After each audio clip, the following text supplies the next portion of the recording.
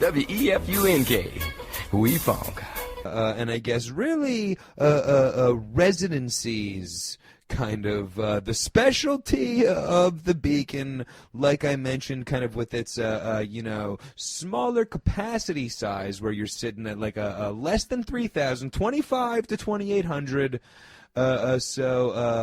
But like I mentioned, kind of the last stop before the 10,000 plus size of an arena. Perfect opportunity to throw 6 to 10 dates up, which is really what a lot of artists do at the Beacon. Of course, famously Steely Dan, hilariously enough, have hosted many residencies, none of which your boy Big LW in attendance for. However, I did, attend one of the hilarious Mariah Carey Christmas tradition residencies at the Beacon, as that went on for a couple years. Mariah Carey bringing her epic Christmas show to the Beacon. One year, your boy Big LW in attendance, and it was fucking hilarious. Black chicks losing their mind all over the place, with Mariah belting out Silent Night. It actually really was a super cool show. Holiday spirit flying high, obviously, for the Mariah Carey Christmas Spectacular residency at the Beacon. Of course, another fave of the Big LW Jammin World podcast. But of course, Tedeschi Trucks Band have their own history, as well as their own plaque in the halls.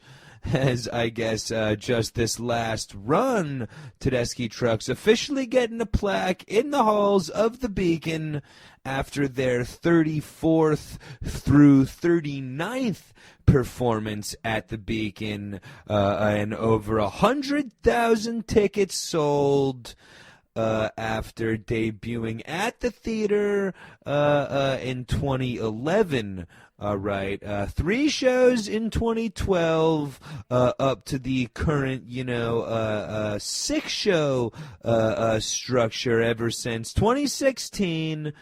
All right, with your boy Big LW in attendance for, I'd say, at least a solid 10 of the 39 anyway. All right. As well, the last 2 years, your boy Big LW in attendance for shows of the aforementioned Dylan residency.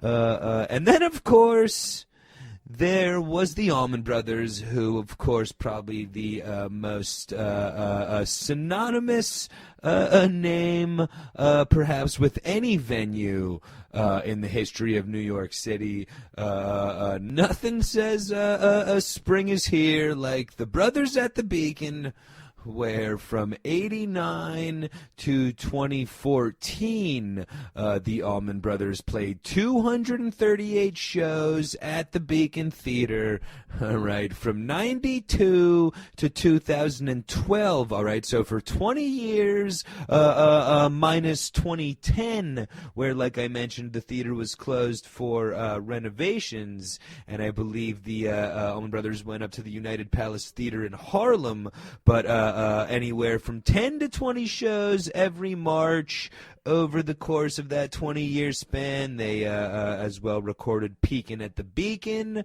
in the, I guess, early 2000s, as well as the Evening With, as well as the An Evening With the Allman Brothers series, set 1 and 2 albums, both recorded at the Beacon in the, Derek Warren era. So, mid to late 2000s for the Allman Brothers there. Just, countless tradition of amazing shows. I guess all-time epic run, March 09, where in celebration of their 40th year anniversary, all right. The Allman Brothers celebrated over 15 shows with just an absolute, a last waltzian resume of guests that sat in over the 15 shows, however. All right. Starting, I guess, in honor of the Last Waltz and the band, but starting with Levon Helms, sitting in with them on the opening night of the run, okay? Over the course of the run, not only did they give you a show where they played the first set, the Allman Brothers Band, the second set, Idlewind South, and then encoring with Statesboro Blues. So they played the first album of the second album, and then encored with Statesboro, the first song off the third album. So not only was that a show, all right, with no guests, however, over the course of the run, they welcomed Taj Mahal, Buddy Guy, Bruce Hornsby, Boss Skaggs, Robert Randolph, Sheryl Crow, John Popper, ZZ Top, Kid Rock, the Los Lobos, the Asbury Jukes, the horn section from the Asbury Jukes came down. All right. How about Susan Tedeschi? How about a young Susan Tedeschi featuring on vocals throughout 3 or 4 of the shows a year before her and Derek formed the Tedeschi Trucks Band.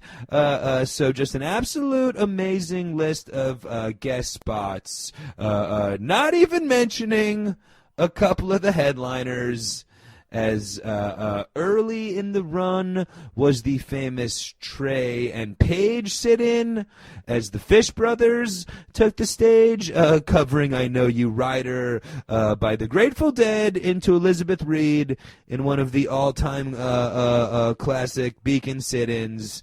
And then there were 2 nights of Clapton, where it was rumored Clapton would show up for a night. He ended up playing 2, pretty much doing the whole Layla album over the couple of days. Key to the Highway, an amazing Any Day with Susan on vocals.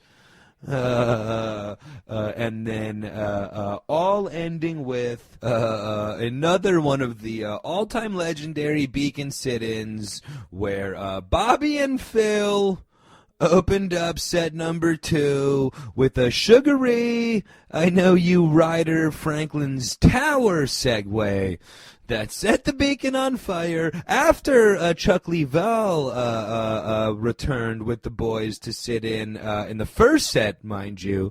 All right, so you get Chuck Leavell in the first set, and then Bobby and Phil for the epic sugary Rider Tower segue with the Allman Brothers at the Beacon to close down the March of '09 run that began with Lee Von Helms and continued with Eric Clapton and the guy from Blues Traveler, as well as many more. So just an absolutely amazing run in '09. And then, of course, I guess there was also the 2014 Allman Brothers run, which, of course, started in March, ended in October, and ended the 45-year touring career of the Allman Brothers with their all-time last show, I guess, with your boy Big LW in attendance, but I guess a show that was originally scheduled to take place, their annual March run. However, the band already announced that their last show would be after the summer tour, okay? So the March run were going to be their last New York City shows, all right? Got myself a ticket for the last New York City Allman Brothers show. However, in the middle of the 2-week run, Greg gets sick. All right, shows get postponed to October, thus being the all-time last Allman Brothers shows. All right, the 4 shows that were postponed, as well as they add 2 more, so a total of 6 shows. To end the Allman Brother touring career. On the way as well, mind you, I did make it to Peach Fest for the last Allman Brother Peach Festival appearance as well, all right. As well, made it to 4 of the last 6 shows at the Beacon, including the final night, the 3-set affair ending after 1 o'clock in the morning, with the epic whipping post Trouble No More, and the all-time greatest concert experience for your boy Big LW. WEFUNK. We funk.